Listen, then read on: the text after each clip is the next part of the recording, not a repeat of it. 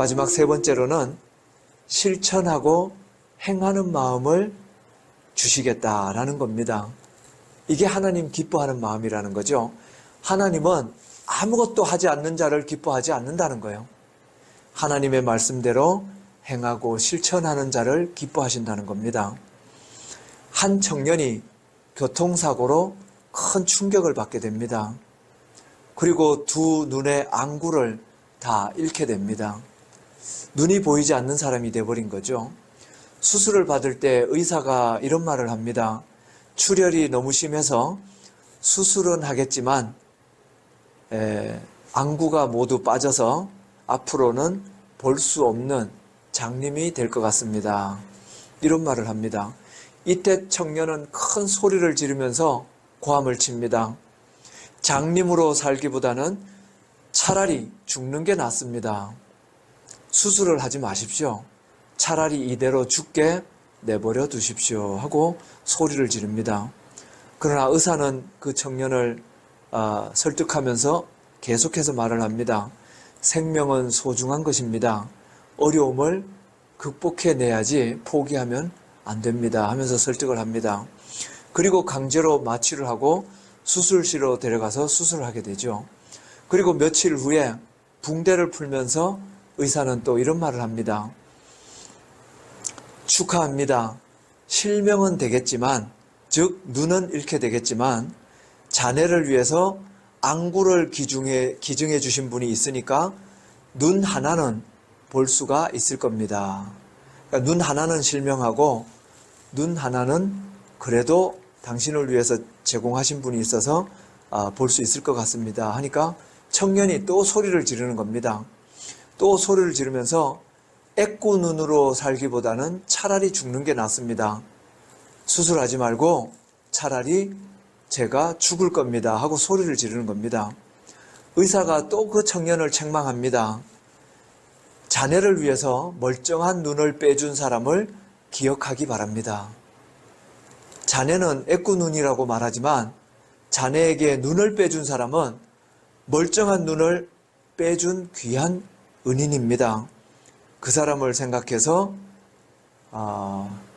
그렇게 나쁜 생각으로 나쁜 말을 하면 안 됩니다 하고 청년을 설득합니다. 그리고 나서 다시 수술을 하게 되죠. 붕대를 풀어줍니다. 그러자 뿌옇게 한눈으로 이제 앞이 보이기 시작합니다. 한눈은 실명했지만 한 개의 눈을 제공한 분이 있었기 때문에 눈 하나를 뜰 수가 있었던 거죠. 멀쩡한 눈을 빼준 고마운 분이 있다는 것을 알고 점점 환하게 보이는 눈앞에 한눈으로 보이는 사람이 있더라는 거예요. 그 사람이 바로 누구냐면 자신에게 한눈을 빼준 어머니가 눈앞에 서 있더라는 겁니다. 그런데 어머니를 자세히 보니까 어머니의 눈 하나가 없습니다. 청년은 그제서야 깨닫게 된 거죠. 나에게 한눈을 제공한 분이 나의 어머니였구나. 이걸 깨닫게 된 겁니다. 청년은 자신을 위해서 이 안구를 빼어준 어머니의 사랑에 큰 감동을 받게 됩니다. 그리고 나서 어머니 앞에서 이런 고백을 합니다. 감사합니다. 어머니 이제 한평생 절대로 원망하며 살지 않겠습니다. 오로지 감사와 감격으로 살아가겠습니다. 어머니 자랑스러운 마음으로 이제는 살겠습니다. 제가 한눈밖에 없다고 부끄러워했던 모든 것을 회개하고 이제는 자랑스러운 마음으로 감사하며 살아가겠습니다 하고 어머니 앞에서 통곡하면서 고백을 하게 됩니다. 그는 자신을 부끄럽게 여겼던 거죠. 저와 여러분들도 혹시나 불평하며 살아간 적이 없는가 하는 것을 한번 생각해 보기를 원합니다. 남들이 가진 모든 걸 부러워하면서 그것이 나에게 없다고 불평하며 원망하며 괴로워한 적이 없지 않았나 이런 생각을 해보게 됩니다. 나에게 있는 작은 것 하나가 소중하다는 마음으로 우리 하나님 말씀에 순종하며 살아갈 수 있는 저와 여러분 되시기를 소망합니다. 오늘 본문 20절에 보면 이런 말씀을 하고 있죠. 내 율례를 따르며 내 규례를 지켜 행하게 하리니. 하나님께서 새롭게 주는 마음은 내 규례를 지켜 행하게 하는 마음을 주시겠다라고 20절에 말씀하고 있는 겁니다. 그렇게 하고 나서 그들은 내 백성이 되고 나는 그들의 하나님이 되리라. 이 말씀을 하신 겁니다. 유대 백성이 바벨론 포로로 잡혀가서 까닭도 없이 하나님 말씀에 순종하지 않고 그렇게 살아가고 있는 모습을 보게 됩니다. 유대 백성들에게 하나님은 많은 말씀을 해주셨는데 유대 백성들은 자신이 왜 포로로 잡혀왔는지 원인을 몰라요. 깨닫지를 못하는 겁니다.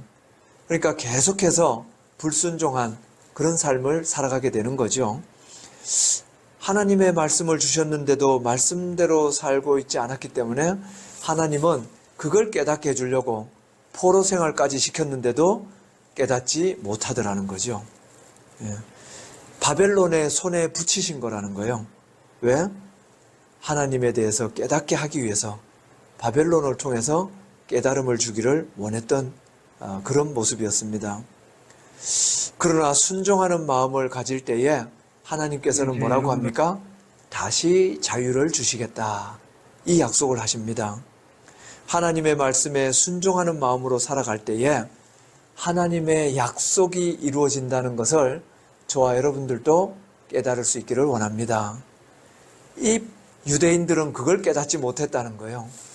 하나님의 약속의 말씀을 지켜 행하면 하나님께서는 자유를 주시겠다는 약속을 이루어 주실 텐데 그걸 깨닫지 못하고 바벨론 포로 생활을 오랫동안 고통스럽게 했다는 거죠. 구약학자였던 베이커의 고백입니다. 베이커는 이런 고백을 했습니다.